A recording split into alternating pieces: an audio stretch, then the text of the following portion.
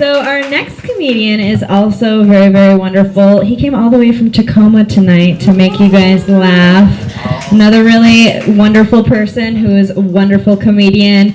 Put your hands together for Richie Aflleje.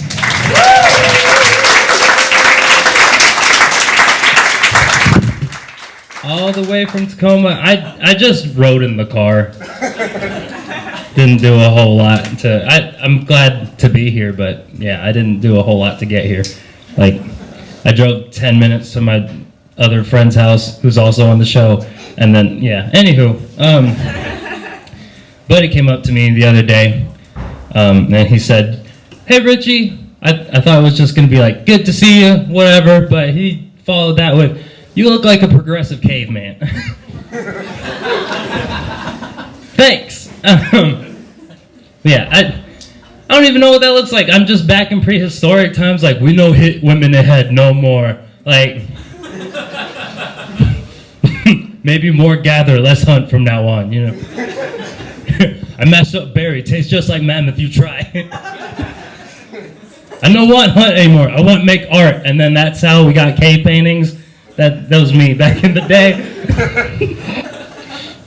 I don't know how to dismount from that joke, but I think the giggle is it. Yeah. After another show, I get a lot of comments on my looks, if you couldn't gather that. But after another show, an Army vet, it's real important to the story. He comes up to me, and before he says anything, like, "Hey, you're really funny. I really enjoyed your set." Like, you know, just stuff like you guys will probably say to me after this show. He says, "Hey, I shot and killed people that look like you." I'm like, what? That's your icebreaker? Like, can you imagine this dude on a first date? Like, oh. I don't even want to think of examples for that, but like I'm so non-confrontational too that the first thing out of my dumb face was, "Thank you for your service." Like,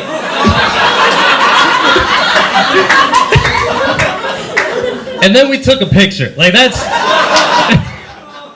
He tugged on my beard in the picture and everything. It just came up on my Facebook memories. I don't know how to feel about it. But, yeah. Well, a little bit about me. I grew up Catholic. I know you guys are looking at me like, "No, you didn't." Like, I understand. But here's how that happened. My dad is from a little island in the Pacific called Guam. Anyone? No? Cool. Moving on. How they got Catholicism was the Spaniards made their way to the Pacific Islands, and they introduced the indigenous people to the gifts of Jesus and violence.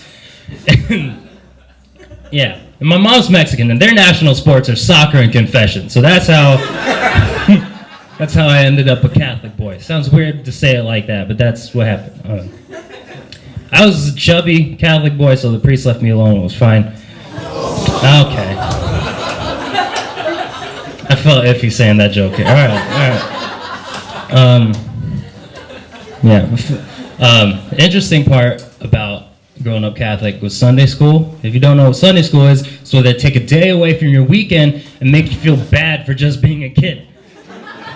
That's all it is. It sucked. Second grade in particular, I remember real vividly because the teacher was super scary.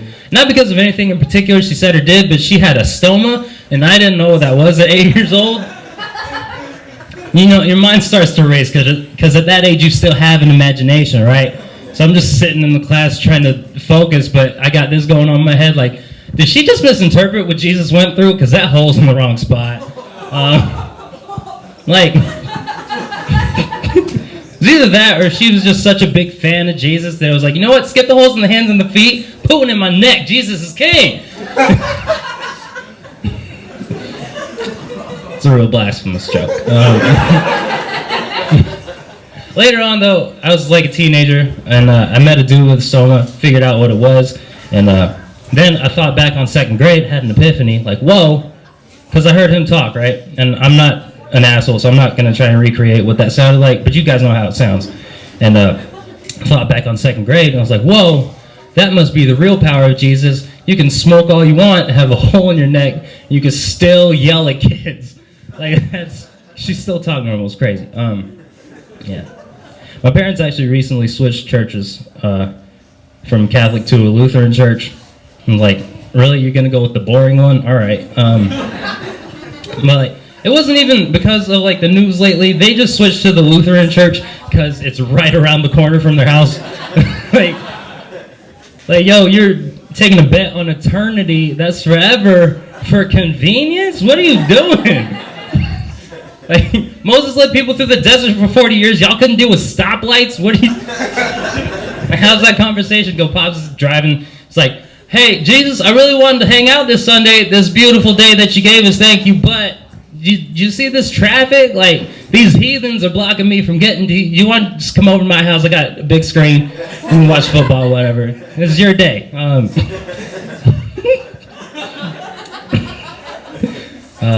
Yeah. My mom's Mexican, like I said, but she was born in Germany, so we call her Berner Schnitzel. That was the first joke I ever wrote. I'm real proud of it. Like, I love all my jokes the same, but I love that one a little bit differently, you know? Yeah, being Mexican in Germany, that means my family snuck over the Berlin Wall to get to work. They're really happy when it got taken down, but they got mad again when they found out they had to clean it up. Yeah. And then we moved back to America, got to build another goddamn wall. Are you kidding me? That's about the part where people started to pull back, I guess. People don't like the wall joke, I get it. Like, that's about as political as I get, though. I don't really like to get too political, but my wiener goes left. That's a long way to go for a wiener joke. I don't know why I stepped closer to you when I said that. I'm sorry. It's like, okay, I want to specify what I meant by a long way to go for a wiener joke. It's not long, but like, you know, it's big enough to pick a side. Okay. This actually isn't a beard. I just went down on a girl who went to Evergreen one time.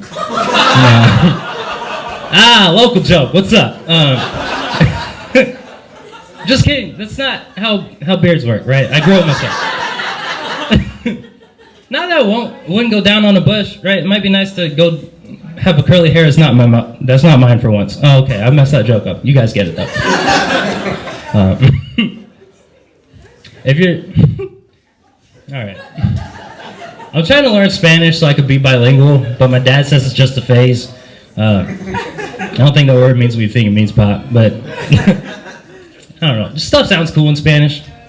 Trying to get in touch with my Mexican side, but I'm kind of a doofus. You guys thinking it, but like, I know half of you is like, but you're not a doofus. You're so buff and well dressed, and you have such nice hair. And like, I know, but like, it wasn't always this way. Yeah, I don't know. Just English. Growing up, women dating wasn't really my thing. But I can just say anything in Spanish, and it sounds pretty cool. Like, oye, mi mamacita, te quiero sentir los dientes con mis dedos de pie. And it sounds kind of cool until you figure out. I just said, listen here, little mama. I want to feel your teeth with my toes. Like, that's. It's not a good look. See, you guys are laughing. That's not quite the reaction you want when you're trying to be sexy. I mean, if you're still into that, we can talk after the show. Work something out. Think about it. We'll do a little role playing. Like, I'm a tourist in Southeast Asia. You're one of those little pedicure fishies, right?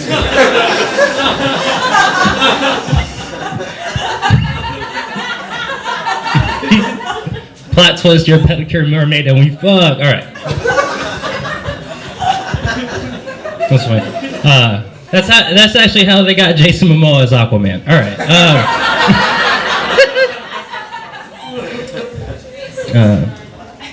It's actually just a joke. I'm actually in love. Anyone in love in here? Round of applause. I got a no. It's like there's pockets of applause and just no. Get your happiness out of here. Oh, but it's cool being in love. It's the first time I've ever like felt this way, and from what I can tell, there's no way it could possibly end badly. Just big bucks, no whammies all around. I don't know. It's cool. It has a lot of perks. If you haven't tried being in love, go ahead and do it. It's great. First perk: when one of us is crying, The other one is her comforting me because I'm always the one that's crying. We wear the same size pants. That's dope. Biggest perk. We're feminists, so she pays for everything. That's awesome. All right. My dad asked me like a week ago. He's like, "Hey, do you guys tell each other you love each other? Have you guys told each other you love each other yet?" I was like, "Yeah, we're real close." I talked to him about that stuff, and after I said yeah, his face lit up. It was like a kid at Christmas. It was adorable, just like everything he does because he's 5'3". But he followed that up with, "So I can expect some more grandkids soon?" I was like, whoa, pump your brakes, Pop. That's a completely different question. Like, I'm still living with you right now. Do you really want that? Like, that's a lot of responsibility for someone your age to take on, you know? Like, I don't even pay rent here, but I'm still behind on rent. Like, what do you want? So that's when he kicked me out. You know what? You're right. Yeah. Did anyone get whooped growing up? My round of applause. Okay. A couple of y'all were too excited about that, but I always have to specify by round of applause because a lot of times people just quietly raise their hands because they learn, you know? Here's the thing. I didn't get whooped. My dad loved me, so... Parents really are magicians, though. They can take a, oh, shit, and turn it into a, uh-oh, right? And then other parents turn abuse into discipline. All right. Here's the thing. That was, okay, I feel you. Here's the thing. I didn't get whooped, but my dad would tell me what my grandpa did to him, and then I'd behave. That stuff was scary. Like, my dad had war stories before he even joined the military. That's, just... He was one of like 6, and they, like, when one of them messed up, they all got whooped, right? Just anything my grandpa could find, Hot Wheel tracks, wire hangers, like family outing at the beach. Oh, found a cool branch, line up, kiddos. Like, that's the kind of guy my grandpa was. Like, he had bamboo just for the occasion. Like, this bamboo is to calm me down, and then this bamboo is for when you guys are making me not calm. It's all right. But I don't know. This kind of guy my grandpa was. It was a different time. But one year for Christmas, this kind of guy my dad is. He got my uncle a machete for Christmas. All right, that's scary. Like, cousins and I all looked around like, what is happening right now? Well, what do you even do in that situation? Not talk back ever again. I'll tell you what. Oh man. Like, hey, Jacob, don't take the car out tonight. Uncle has a machete now. Don't do it. All right. Borderline abuse stuff, y'all didn't like. All right. Well, we'll pivot. I'm a professional. How much time do I have? Speaking of professional. 2? All right. Let's see. Sometimes I get people asking me about Ramadan. Like, remember I said I grew up Catholic, so I don't know what to do with that situation. But it happens so often that I started to make stuff up. And I don't do Ramadan because I'm broke. I celebrate Ramadan. You're wondering the difference. Ramadan lasts a month, and Ramadan lasts until you get a good job. And with Ramadan, you actually end up skipping a lot more meals. All right. I'll tell you a little story before I get out of here. This is a weed smoking story. Yay, I got one. This thing, I'm not good at it. Like, how are you good at it? Like, y'all probably do it all the time. I'm just not good at it, all right? Like, I have very low tolerance. I'm a big baby. One time I took one hit from a bowl, then had to drive home, which was very stupid. Like, here's how high I was. Like, one side of my brain was arguing with the other side of my brain, and out loud I was moderating the argument. I'm just trying to get home, listen to some peaceful Sarah Bareilles, and I got this shit. It's like, I want to see you be brave, but I got this shit going on. Like, hey, pull over as soon as possible. We're way too high to be driving right now. Hey, quit being a little bitch. You drive better when we're high anyway. Hey, everyone calm down. I'm way too high for this shit. I'm just trying to get home and celebrate Ramadan. All right. I've been Richie Aflleje. Enjoy the rest of the show. I love y'all. Good night.